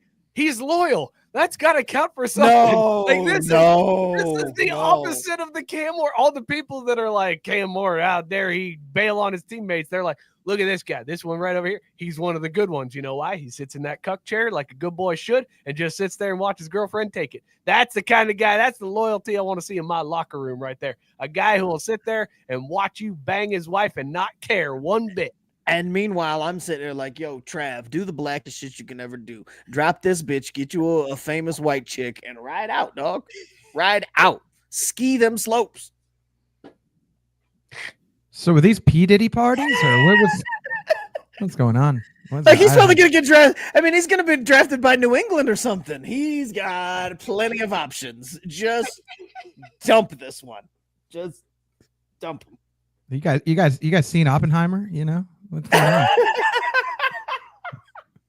What's happening? So he's gonna have options in New England, like all the mass holes. That's the upgrade right there, Scott. I'm just talking about the snow bunnies. That's it. He's in Colorado right now. There's way more snow bunny options there than in Massachusetts. Well, fine, then do it early and get one there. But I'm just saying, if you got to go back to Colorado, I think just do not lock in before you sign that first deal. That's all that you need to do is show up to that contract signing, and then they ask you, "I'm a free man, yo. No attachments, no girlfriend, no fiance, no nothing." Then when you sign the deal, you get you a famous white chick. Tiger Woods, that shit. All right. Hell yes. I'm pretty sure. Stay away from the ambient though. I'm pretty sure they're engaged. I think he's already wifing up. Like boo. He didn't watch. You know what? He drain poured the bowl game by Snoop Dogg, because if he watched the bowl game by Snoop Dogg, Snoop would have told him. He would know. He would know. Snoop would have told nephew. That's what I know. Exactly. Okay, but Scott, here's my question for you. Does the timeline change now? Because Travis Hunter already was a millionaire by the time he got to Colorado, thanks to NIL. So his first big deal was actually already signed. Like the timeline has shifted now. These guys in college weren't making the money that they are now. So their first big deal was that draft night. So he should be safe now. Like he's already signed the deal and then met this girl, got engaged. Like, there's Colorado famous and there's NFL famous, dog. Get you an NFL famous girl. That's all I'm saying. All right. Listen, that's fine. I just feel like the timeline. Look, hey, take that into account, Scott. We have seen the rotation of chicks that Derek Jeter was able to run through because he was Derek Jeter and played Major League Baseball. Those opportunities aren't afforded to you if you just win the Heisman at Colorado. That's all I'm saying. That's all I'm saying. Ask Ricky Williams. That's all I'm saying. Yep. I went there. Ricky Williams. Let me know what he's doing. I want to ask you, Scott, because we're coming up on the last week of the NFL season, and the Bengals still have hope. They have given me hope to pay attention to this god-awful season until the very last week. I'm invested. I'm watching. So there were four things that had to happen in order for the Bengals to make the playoffs. First off, they have to win out. And after Zach Taylor trying not to win out last night, the Bengals win. They beat the Broncos, and they now just have to beat the Steelers to complete that checkbox. No. The Colts had to lose one of the two last final games of the year. They lost today to the Giants. Thank you, Giants, for taking out the Colts and helping the Bengals. And then the final two things that need to happen. Miami has to lose one of their last two games. They destroyed Cleveland today. They play the Jets next week. Doesn't look good there. And then the final thing that has to happen is the Chiefs have to beat the Broncos next week. The Chiefs have locked up the number one seed. They have nothing to play for. No starters are going to go into that game. The Broncos are playing for a chance at the title or at the playoffs. So they have everything to play for. This isn't going to end well for me, right? Like we're not going to end well at all. At this point, I only need two things to happen. I need three. I need the Bengals to win. I need the Dolphins to lose, and I need the Chiefs to win in order for the Bengals to make the playoffs. How does this go horribly wrong for me? The Chiefs blowing a big lead Like all year, they've struggled to put up a lot of points and have won by the skin of their teeth. This week with backups across the board, they're gonna be cruising, and you're gonna be like, yeah, this is happening. The other two things will have already happened, and next thing you know, the Chiefs are gonna blow it. They're gonna lose by 1 point, and Cam Ward's gonna be like, hey, I don't need it drafted. I don't need to play anymore. For Pop-Tarts. If you don't You're play gonna for be Pop, so mad. if you don't play for Pop Tarts, what are you really playing for? Honestly, like, if you can't do it for that, I'm sorry. I don't want you on my team. I told you that earlier. Chiefs lose 36-35 on a walk-off field goal by the Broncos. Even worse. How about this as an even worse one for me? The Chiefs lose 36-35 after Butker misses a field goal that would have won it. So not only do the Chiefs lose, but the guy that I really kind of hate the most on the team gets turned on by all the people who are defending it, who have defended him after all of it. Like, then they're all on my side. But I think you're right. I think 2 of the 3 things end up happening. But let's say it's this. Let's say the Bengals win and then the Dolphins lose, and it comes down to the Chiefs. If you're the Chiefs, what do you want to do? Do you want to win the game and allow the team that's got your number into the playoffs? Or do you want to lose the game and have a division rival make it into the playoffs? It's a very tough question for the Chiefs to answer. They hold the power of who to let into the playoffs with that last spot. So what do you do, Scott, if you're a fan of the Chiefs? Which one do you want? Do you want your division rival to make the playoffs, or do you want the team that seems to have your number into the playoffs? If I'm a fan of the Chiefs, we're losing that shit so we can dust up the Broncos. They suck. I mean, I am a fan. I want least resistance. The Broncos and their non-starter players, or Broncos, the Chiefs rather, and their non-starter players, they're going to be in there. They're going to be trying to win that game. So, you know, I sure hope for the Bengals' sake that they somehow figure out a way to pull it off, because go figure. That's the only way that they have to get in, is if the team that they've spent the last 3 seasons hating the most is to win with backups. They can Thanos the shit out of us. They can snap and the Bengals are gone. Money Blake, if you're a fan of a team in this scenario, what would you prefer your team do? Allow your division rival to get into the playoffs, or allow the team that gives you good games and has your number a little bit into the playoffs? You better fight for that shit. Man. It was like I'm probably going to say it like this. And it's probably, they kind of are our rivals this year. When UT played Georgia, right? For that second time. That first game, bro, they grabbed the paddle and they took that shit and they, let me spank you in Austin. But the second game, they had to earn that shit. They had to earn. And I clapped for Georgia. I was like, you know what? Fair. In the words of Conor McGregor, fair play to you. You done it. Yeah, so good for them. You had to earn it to get to the point where you're at. So I guess I'd rather fight for it than just be like, I guess this other stank ass team can make it over there. I guess, but fuck them, like, no, bro, fight for your rights to party. Didn't somebody say that? Wasn't that Will Smith or somebody? You got to do that. Vanilla Ice, maybe. I don't know. One of them said that. How dare you? How dare you, Blake? All right. I know it was. It was Rage Against the Machine. I know it was. Don't worry about it. Gabe asking the hard-hitting questions. Would I rather Notre Dame win or the Bengals make the playoffs? Notre Dame win, hands down, without a doubt. I was just going to say, I feel not like even a second thought. There is that. Look, we've talked about this before. There's a ranking. Everybody's got a hierarchy of their favorite teams, right? Like, this is my favorite of my favorite teams. And then there's these other ones that I like to watch, but this is the one I really care about. And that's me. That's Notre Dame for me. That's it. That's the championship I want more than anything else in the world.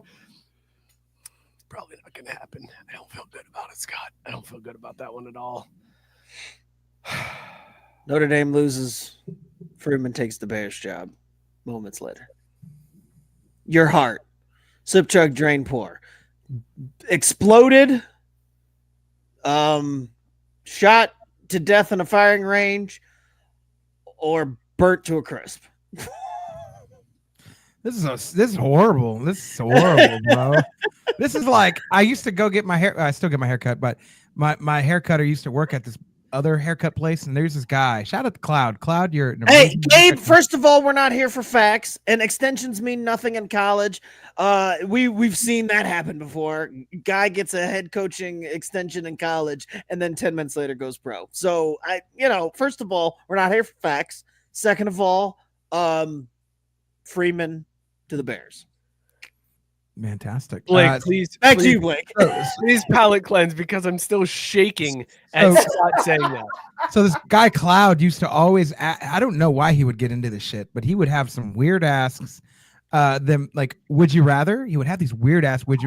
He'd be like, bro, would you rather have hemorrhoids and HIV or get ate by a shark? And you're like, what the fuck, Cloud? Like, I am just trying to get my hair cut.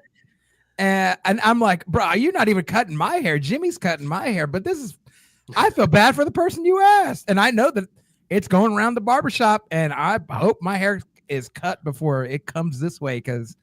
Or he'd be like, okay, I'm sorry. Would you rather step on glass for the rest of your life or have cancer and you die tomorrow? And you're like, what the fuck, bro? Like, why are these options? Like, this is what? You got to make those tough calls, man. Come on. No. I want a bye week. Isn't that such a thing in college? They do the bye week? Just give me a bye week, Why is it still on? Bye? Are we doing an NSYNC joke too? Is this a Justin Timberlake bit? Here all week, folks. All right. I just want to know the answer to your would you rather. Is it the glass or the cancer? Which one are you picking? No, fuck that. No, where was the original question? Fuck this. God, no. I swear to God, if Marcus Freeman goes to Chicago, I'm punching you in the taint. That's what's gonna happen. All right. That's how. For your sake, I hope it doesn't. I mean, I love a brother coaching at Notre Dame, so I'm here for it. Like, keep his black ass around as long as y'all can. Thank you, Scott, by the way. Scott going old school to my stand-up days with the most ridiculous would you rather ever. He said it was the hardest he's ever laughed in his life. You know what? I'll throw it out, Scott. Would you rather masturbate with bologna or salami? Bologna. It's a little bit smoother. Blake, bologna or salami? I feel like salami's classier. Like if you put that on the charcuterie board, like you put some bologna on a charcuterie board. It also has more natural oils in it, the salami. But I feel like, if you get that Genoa, maybe you've got the little specks in there, little flecks. Spicy. It's spicy. Yeah, I was gonna say I don't want that random sandpaper moment. So I'm just gonna take the Oscar Mayer bologna and just keep it moving. Keep it classy, San Diego. You know what I'm talking about here, though, is that I'm a dad now. I can make dad jokes. I would rather choose the salami. I'm not choosing the spicy salami. Go fuck your hand with that business, right? Barbarians. Yeah, we do a little salam. You know what I mean? Like we'll figure it out. But like again. It just seems fancier. Like, again, you do a charcuterie board. If you go to a fancy place and they put bologna on your shit, you're like, I paid $23 for the charcuterie board. You put bologna on. You know where they serve bologna? In jail. And I know this because I've been in there a time. Are you DWIs? They're not fun. They're not right. fun. Give me a thick cut slice and I'm going to town on myself. Let's do this. Well, bologna is the correct answer for that, Mayo. That is the correct answer. I didn't know there was correct. I didn't know I walked into a setup. So fuck the Mexican guy when he comes on your show, right? Like that's great. That's great. All right. Well, cheers. I didn't know I walked into a setup. What a great line. My head hurts. And Tyson correctly saying bologna 100%. Who says salami? Blake says salami. He makes a night of it. You'd light some candles, pour up a little wine, have a selfie. It'll be fun. We'll figure it out. It'll be great. If you're not trying it, like if you've never tried it, why are you talking about it? What are you talking about? You know what I'm saying? Like, figure it out. If the guy can fuck the pie, salami's an option. You know what I'm saying? It's good. It's good. I feel like it's awkwardly on me. Just don't do that. No, it's not awkwardly on you. This is I've given you the platform, Blake, to speak your power about salami being the superior choice. I'm sticking with it. I'm sticking with it. You had it in there at some point. You ever been to a charcuterie board where there's bologna? No, never once in my life. I was just gonna say, what asshole puts bologna on the charcuterie board? Like you do, because you want to fuck it or something. Like that's the most low budget hood ass charcuterie board ever. We got government cheese and you got dino nuggets. You got some bologna, sliced bologna. Oh, fuck, man. You know what I'm saying? Literally just took a Lunchable and just dumped it out on the charcuterie board. Was like, here you go. Like, check this shit out, cheese, huh? Baby. A pre-wrapped crunch bar. Throw a little bit of that portable mac and cheese on there. You know what I mean? Like, bro, what the fuck you doing? Oh my god. Ooh, brother. Ooh, you know what I mean? Ooh, brother. Ooh. For free. Oh, he backed it in. We're going to overtime. Oh yeah, we're back. Scott says string cheese. Oh no. Scott, can you go ahead and get the air horn ready for me? Hold on 1 second. Hold on. Just give me just a second. Yeah, okay, go ahead. Find it because Matt Barr said my baloney has a first name. It's JACKOF. Oh, son of a bitch. I can't. God Christ. This is like last week when you weren't here. Oh God, oh no. Oh, I'm suicide and crisis. I don't know what's happening. I'm everywhere but where I need to be. All right, I literally found it as you hit it. I went to go hit it and it played. Oh God. What a disaster. That was just like when you're out. You see how I scrambled. I am not good under pressure. I should have been Cam Ward and quit at halftime. So the German spelling of Crisis Hotline.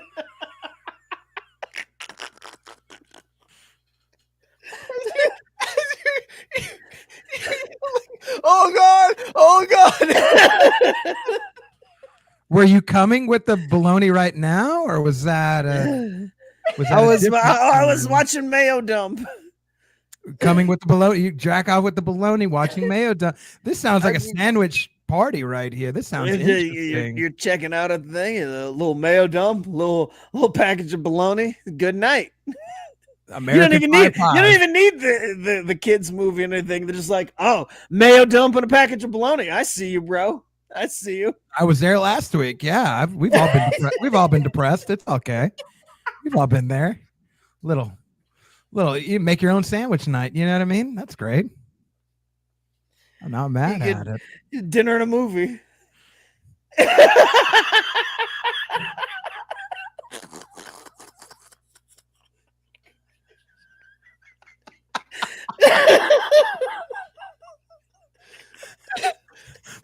People watch this show, right? I just want Two people do watch this show. I don't know, but they do. The millions and millions. Millions and millions of people watching this show. They tune in every A lot of people watch this. A lot of people watch for the sandwich tip. A lot of people watch for sandwich tips. The greatest sandwich tips. Under my administration, we're giving the greatest sandwich recipes. This is also the last show of the year. This is fitting. This is fitting as all hell. I'm just thinking of like the chapters that I have to put into this YouTube video after the fact, and this chapter is going to be called "My Baloney Has a First name." And like, oh my God, I'm going to come up with some weird search algorithms here. Let's talk. To think that real quick though, to think that Blake cursing like 20 minutes ago was the least of your worries. Like the Mayo dump talk has just been a thing of beauty. Hey, we haven't signed into the deal yet, so we're still. That's true. We're still practice. This is practice, baby. This still is reps. And we had a bad preseason game tonight. We did. Take a hard left turn into baloney jack off territory. It was not a good showing by our squad. But regular season in here. We'll be ready. We'll be ready for the regular season. We'll be right back. We'll be right back. Keep it right here. We'll be right back. Don't worry about that. It's 3rd and 2. Let's talk basketball. Boom shakalaka. Scott, as you know, Christmas Day, the start of the NBA season. NBA has finally tipped off. We finally got the first games of the year. And then we saw some good ones. The Lakers had a good game. They came in. Austin Reeves played fantastic. Won it for the Lakers at the end. LeBron then said, I love the NFL. In the post-game interview, he was like, I love the NFL, but Christmas Day is our day, baby.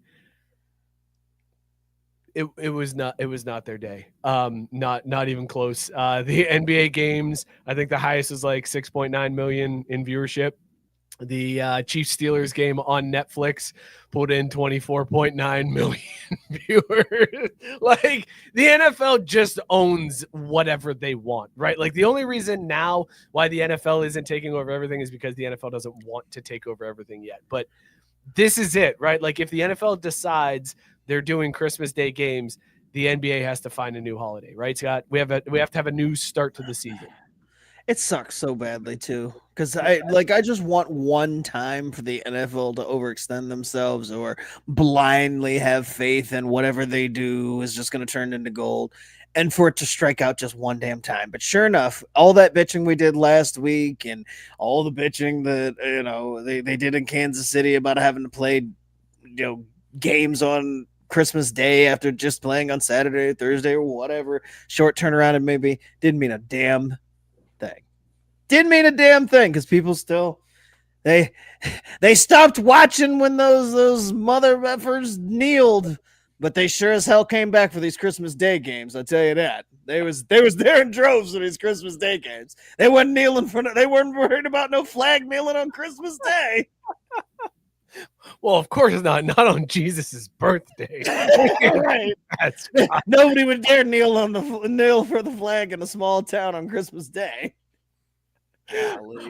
Blake, what sports content did you consume on Christmas Day? Were you I watched this game. I went to go, so I had a lot of things to do that day. I went to go visit my son first. He's starting to unwrap gifts. He just turned 1 in November. So he's starting to be able, he's got the reps in to where he can rip the stuff, And last year he was a little potato, but this year he's full on, he's like he could just run. He's walking now too. This is incredible. I'm telling you, dad stuff on Christmas. This is what happened though for my life. You asked. Welcome to the club. I was just gonna say, I'm like, we usually go old people segment like 2 minutes into the show, so you're fine. You're in good. All right, fantastic. And so we did that. Then I came home, grabbed the gifts for my grandparents and my mom.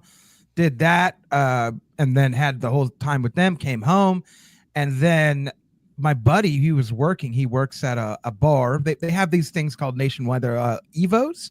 So they have sort of a bowling, and they have a movie theater, arcade. They're kind of all over the place, more or less like in the South. Like here, they have Texas, Georgia, Florida, North Carolina. I feel like now I'm just naming Republican states. But now I have questions. But greatest arcade of all. A lot of people say it's the greatest arcade. But yeah, so he had to work. But I had gotten him. He's one of my best friends. I've known him since I was 10th grade. So we've been friends over 20 years. So I was like, well, I'm gonna go visit him at work. I could either be home.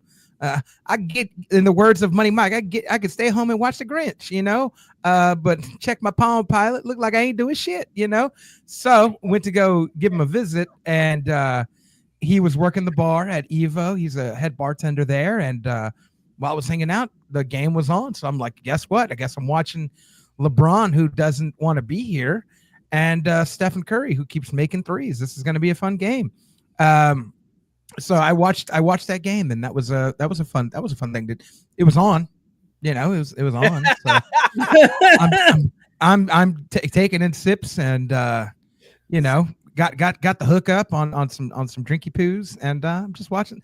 Got to watch the game for free. That sounds like a good Christmas right there. Very good time. Very good way. And yeah, very good way to end Christmas. I had some had some whiskey, had some beers, had an old fashioned, had a little mezcal drink. Your boy got hooked up. So I got to enjoy what's going on over here. I was even more into it because I used to like the Lakers. A lot of people don't know. Little known fact about your boy Money Blake. A big Lakers fan of 6th, 7th, 8th grade. When I played middle school basketball, I even had them space boot Kobe's. You guys know what I'm talking about. And a lot of people didn't like them. I still don't. But I'd buy them. I'd buy them again just because they're different. I don't like to see everybody in Nikes. It's kind of fucking weird. Just do what you want to do. But I was a big Lakers fan when it was Robert Horry, Kobe Bryant, rest in peace to the homie. Derek Fisher's one of my favorite players, right? He was a big Lakers fan just before he was a big Texas fan. Just keep that in mind. And Cowboys fan. No, I was that was Cowboys came before the Lakers, and it was a short-lived period when I collected the cards. I still have a whole bunch of Michael Irvin cards. I probably still have a bunch of Coke that came with the cards. And that matter of fact, now that I'm thinking about When it, did you become the Yankees fan, though? That's the real question. Because I've always been a Yankees fan. My grandpa's actually from Brooklyn. You're laughing. Actually, that's probably the only baseball team that I root for. They do all the field goals. It's great. And It hurts so much when you joke. Big Lakers fan though during that time period, and so I stopped being a fan. They got Karl Malone over there, Gary Payton, and fucking made a world peace, and I was just like, I don't know what the fuck y'all doing. So I stopped being a fan for a little bit, but I love rooting for Kobe. I followed Derek Fisher as he went to, the team, wherever team he went to, and Whatever team he went to. he did his thing. Was it Nuggets? He was in Nuggets for a little bit. He was a Nuggets guy, right? He didn't go East Coast, I don't think. And then now I'm like watching the Lakers. I'm like, I guess I'll root for him. It's a retro root. I feel like somebody needs to make that clothing line, retro root. You could make some good retro clothes. But anyways, I guess that's who I'm rooting for. But also, why did it get so close in that last 2 minutes? Stephen Curry's just fucking making threes all the time, and I'm like, bro, how are you supposed to defend this guy? What's he doing? Also, LeBron just doesn't want to play. He was like there. He's like, I'll score some Christmas dunks, but also not here to play. I didn't come here to play. I told y'all this. 37 points. He made 37 points.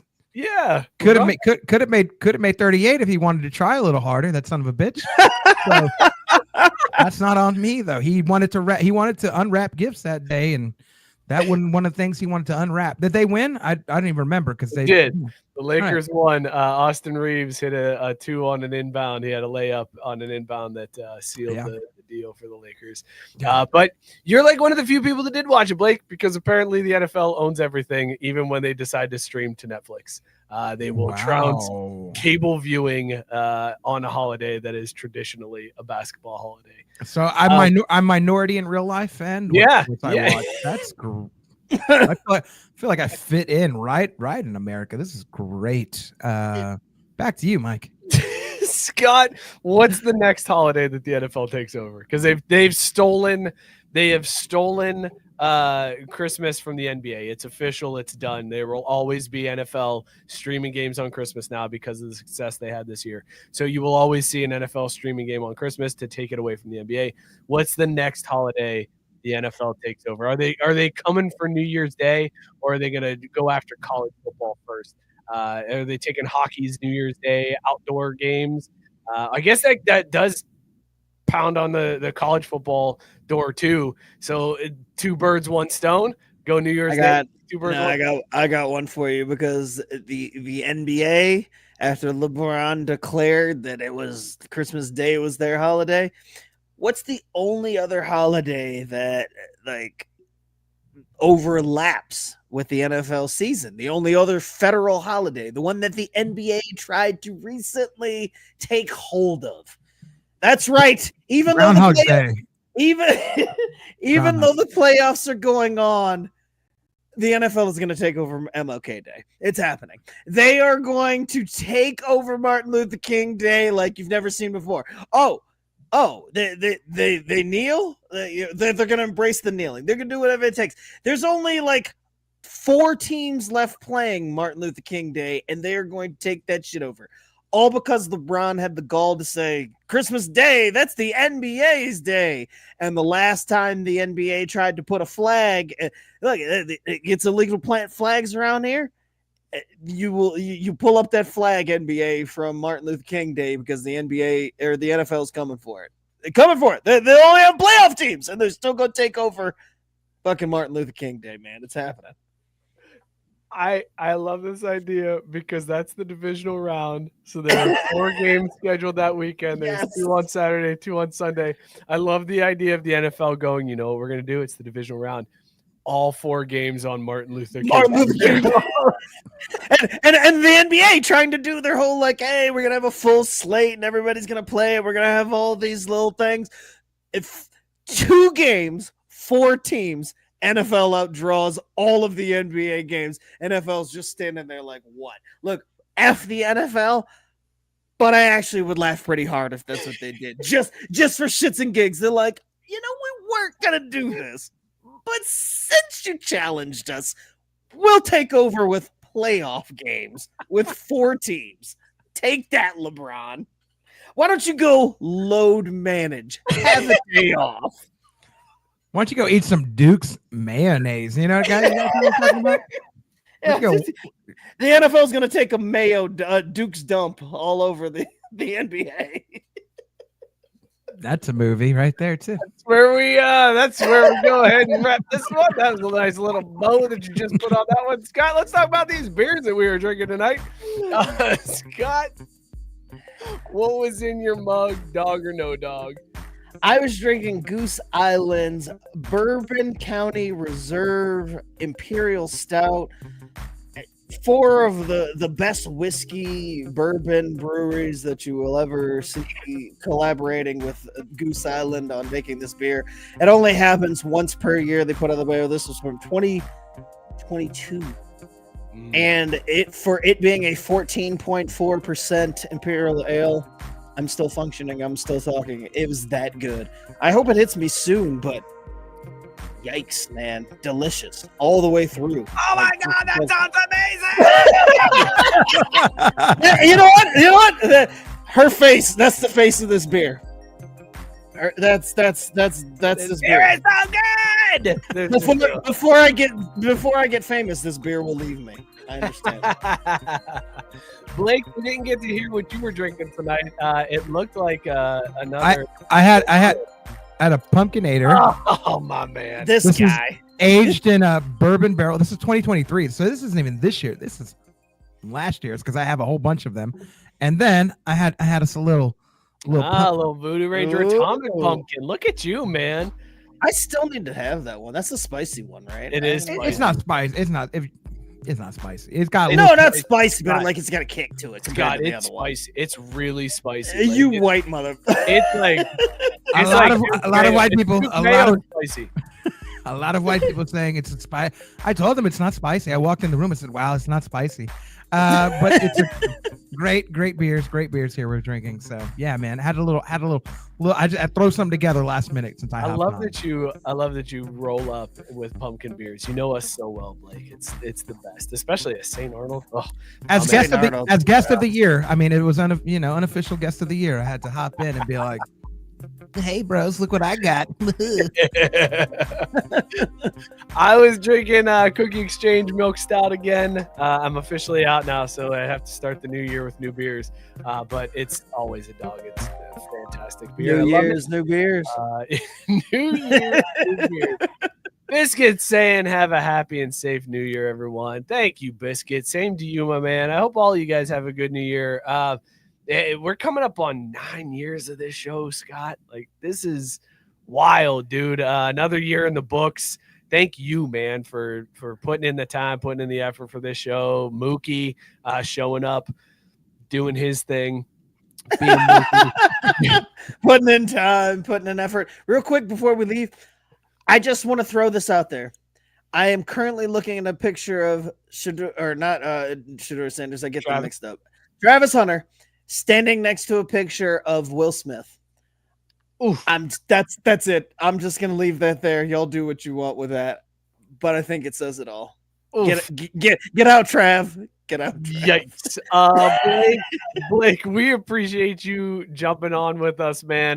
Tell the people where they can find you. Tell them about your show. Give them all the plugs. Yeah. So you can find me, Money Blake, whether Facebook, Instagram, Twitter, Snapchat, all the places where all the kids are hanging out virtually, right? And then you can find me on my YouTube show, Nerds at Night. I just dropped a breakdown for Scream 3. There was one for Scream 2, one for Scream 1. So if you guys want something to watch, you guys are Scream fans, go ahead and check that out. Merry Christmas to all of y'all and Happy New Year's. But yeah, that's where you can find me if you want to follow me in the meantime. Or you can just stay tuned into Crap Root Sports and be like, will Blake tune in this week? You know? Never know. It was a little nerve-wracking. I'm like, Blake said he was going to be on, but it's 8 o'clock. We got to start the show, so I don't want to say he's going to be on, and then he doesn't show up. Like maybe something happened. So I'll just go ahead and just start the show, and hey, surprise, Blake's here. In the words of Kanye West, I guess we'll never know.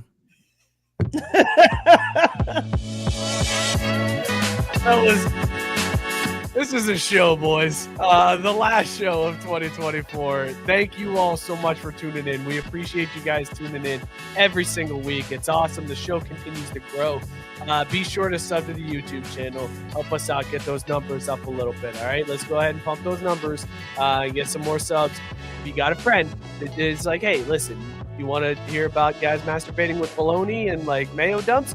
Go sub to this show. They're awesome. They're great. You'll love their stuff. So tell a friend, help us grow this out. Be sure to follow us. We're on TikTok, Instagram, we're on Twitter, Blue Sky, at Craft B Sports on all those. So find us so you can follow up with the show in between the shows. Join the Facebook group. It's the only reason to have Facebook because, it's Facebook.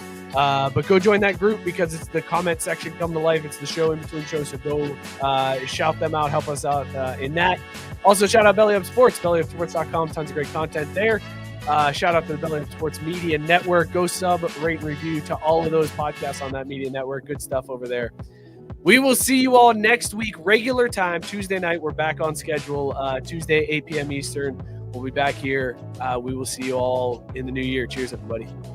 New slogan for 2025. You bring the bread, I'll bring the dukes and the bologna.